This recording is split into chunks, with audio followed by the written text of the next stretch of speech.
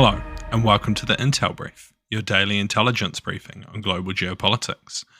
Today is Tuesday, 29 October. I'm your host Daniel, the founder of HM Intelligence, and every weekday we bring you not just the news, but the so what from the events and decisions that shape our world. So grab a coffee and get ready to be informed. In today's update, we'll be covering Hungary's Prime Minister Orban has arrived in Georgia.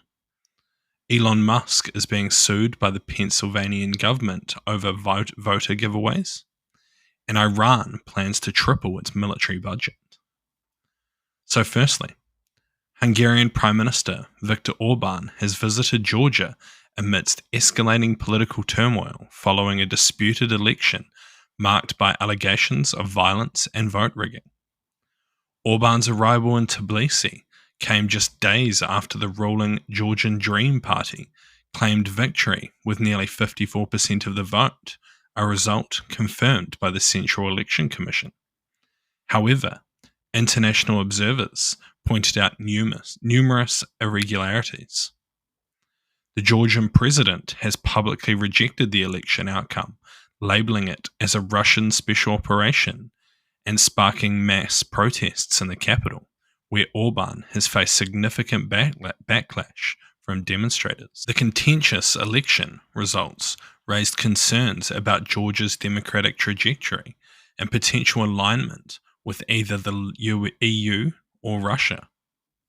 Many observers were surprised by the electorate's apparent shift away from pro-EU parties, which Georgian Dream characterized as provocations against Russia. In light of these tensions, the Kremlin denied any interference and has accused the West of trying to destabilize Georgia.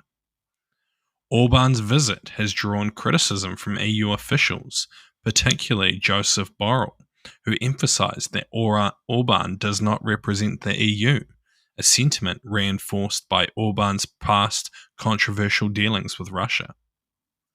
Calls for a thorough investigation into the electoral irregularities have come from the EU, US, and NATO. So what? This is a wild move. It is like Orban is trying to rage bait the West at this point.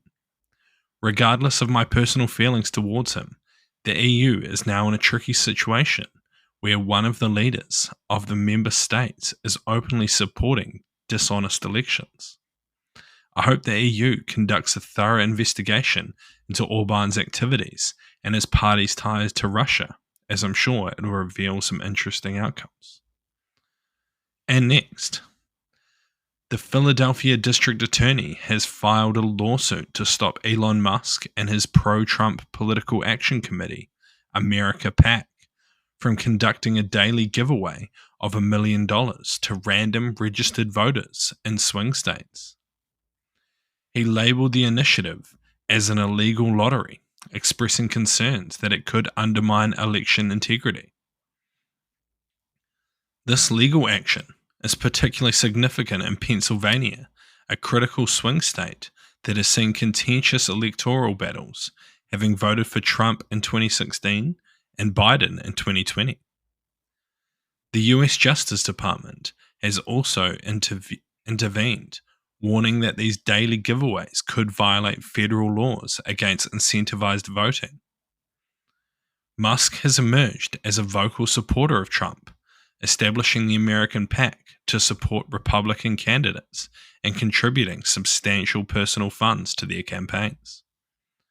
His recent appearance at a Trump rally in Pennsylvania further underscores his active involvement in the current election campaign of Donald Trump. So what? I think the investigations are a positive step.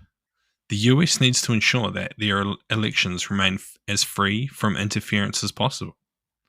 Regardless of whether the move is technically legal, its optics open the US up to significant criticism.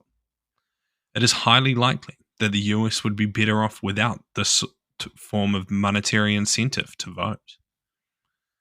And lastly, Iran's government spokesperson has announced a significant plan to increase the country's military budget by approximately 200%. This escalation in defense spending coincides with rising tensions between Iran and Israel, marked by a series of retaliatory strikes against each other. Iran has engaged in military exchanges with Israel, including missile barrages and airstrikes, as both nations intensify their confrontations in the region. He highlighted that the increase, without providing specific details, emphasizing Iran's readiness to respond using all available resources. In the context of the escalating conflict, following a notable incident on October 1, where Iran fired 200 missiles, Israel responded with airstrikes targeting Iranian military sites. This ongoing conflict is compounded by Israel's battles with groups such as Hamas and Hezbollah, who are Iranian proxies in the region. The situation remains volatile as both sides prepare for further military engagements. So what? It seems almost certain that this increase in spending is due to the current conflict in Israel. However, one additional factor may be at play. The recent Israeli strikes against Iranian military infrastructure were apparently quite effective. Unconfirmed reports indicate that Israel destroyed the majority of key Iranian air defense systems and their missile factory sites throughout the country, possibly setting them back several years in terms of development. If confirmed, it is possible that a significant portion of this new budget will be directly for the replacement of the lost infrastructure and assets. Thank you for listening to the Intel Brief, your daily intelligence briefing on global geopolitics, brought to you by HM Intelligence. If you want to support the podcast, tell your friends to help them stay informed, and leave us a 5-star review. Or if you want to learn more about intelligence, why not take one of our courses? They're all online, self-paced and affordable. Thank you for listening. I've been your host Daniel, and I'll see you next time.